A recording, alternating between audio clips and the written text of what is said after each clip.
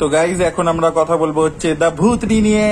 ভূতনি, তো এই ছবিটাতে আছে হচ্ছে সঞ্জু বাবা নিজের টাকাও দিয়েছে এই ছবিটার মধ্যে।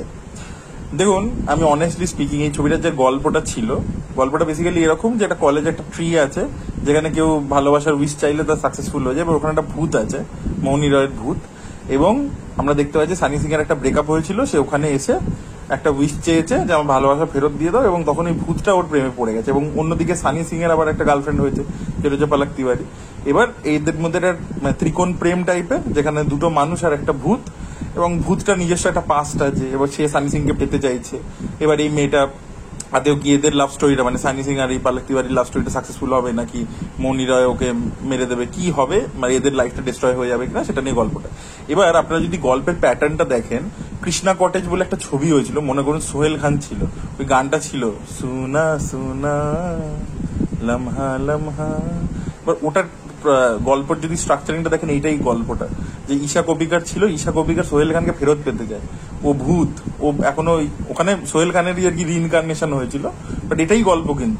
কিন্তু ওই ছবিটা দেখবেন একদম সিরিয়াস টোনে চলে। It's a proper horror film with emotional back story. এই যে গানটা বললাম, এই গানটাতে ঈশা কোপেকার যে ভূত, এবং তারও যে একটা ইমোশন আছে, সে যে এই অপেক্ষাটা করছে, ওখানে কিন্তু ভূতটা লাস্টে দেখা যায় ভালো, অ্যাকচুয়ালি ও ছেড়ে দেয় আর কি, ঠিক আছে।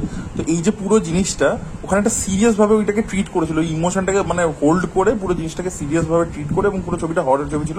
আমার ছোটবেলায় তো খুবই ভালো লেগেছিল, রিসেন্টলি টিভিতেও একবার দেখছিলাম, তখনও কিন্তু ছবিটা ভালোই লাগছিল।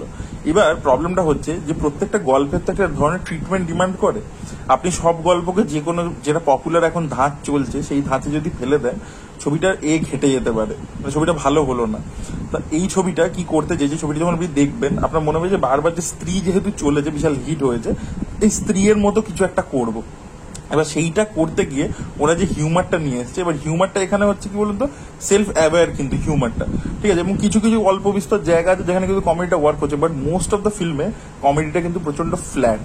আর এই যে কমেডিটাকে যখনই ঢুকিয়ে দিচ্ছে এবং প্রচুর এরকম সিনস ইত্যাদি হচ্ছে, সেখানে হিউমারটা বা সেই লেভেলে পারফরমেন্স দিতে পারছে না, সেই লেভেলে পারফরমেন্সটা নেই, ডিরেক্টর সেটাকে হ্যান্ডেল করতে পারেনি, ঠিক আছে, বা সেই লেভেলে লাইন্স আসছে না, তো সেটা একটা প্রবলেম হয়ে গেছে। প্রথম কথা কমেডিটা হ্যান্ডেল, আর কমেডিটাকে এই ন্যারেটিভের মধ্যে ঢুকিয়ে যেটা প্রবলেম হয়েছে, এই যে ইমোশনটা বললাম, এই যে ভূতটারও একটা ব্যাক স্টোরি আছে, সে যে খারাপ নয় ইত্যাদি, এগুলোকে না ভালো করে এস্টাবলিশ করতে পারেনি, ঠিক আছে, এই জিনিসটাকে এস্টাবলিশই করতে পারেনি। এবং এই যে প্রেমটা, যে একবার মানুষের সাথে, মানে ও মৌনি রয়কেও ভালোবেসে ফেলছে, বা ও পালাক তিওয়ারির এই যে প্রেমটা যেটা আমরা ফিল করবো, সেই ইমোশনটাকে ওরা তৈরি করতে পারেনি, প্রেমের যে ইয়েটা সেটাও তৈরি করতে পারেনি।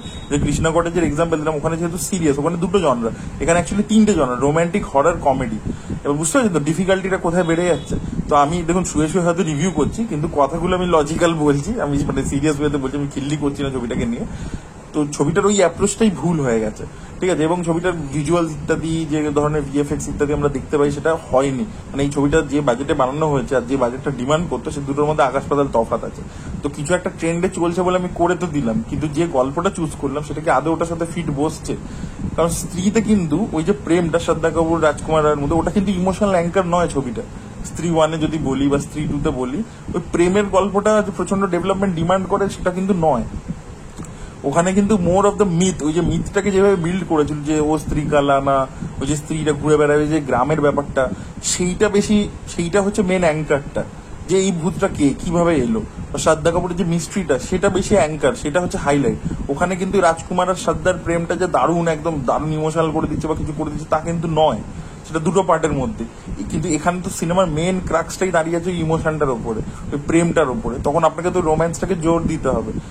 তো রোম্যান্সকে আপনি জোর দিতে গিয়ে তখন আপনি সেটা দিতে পারছেন না, কারণ আপনাকে কমেডি করতে হবে, আপনাকে ওরকম ভাবে জিনিসপত্র দেখাতে হবে যেটা এখন ট্রেন্ডে আছে। তো প্রবলেমটা এখানে হয়ে যাচ্ছে, অ্যাপ্রোচটা ভুল ছিল মেকার্সের। তো ছবিটা দেখুন, মানে অনেক কিছুই বলা যেতে পারে, এটাকে পুরো গালাগালি দিয়েও রিভিউ করা যেতে পারে, তো আমি সেটা করিনি, আমি শুয়ে রিভিউ করলাম। আপনারা এক্সপেক্ট করবেন যে হয়তো আমি কিছু খিল্লি করবো, বাট আমি সেটা করলাম না। বাট এটা ছবিটার প্রবলেম হয়েছে আর কি। তো ছবিটা ভালো ছবি একেবারেই নয়, যেটা বললাম আর কি। So that was it guys. আপনারা যদি দেখেছেন, কেউ না দেখলে এটা সব থেকে মঙ্গল, বাট যদি কেউ দেখেছেন ভুলবশত, তাদের ফিডব্যাক অবশ্যই কমেন্টে জানাবেন। Thank you so much.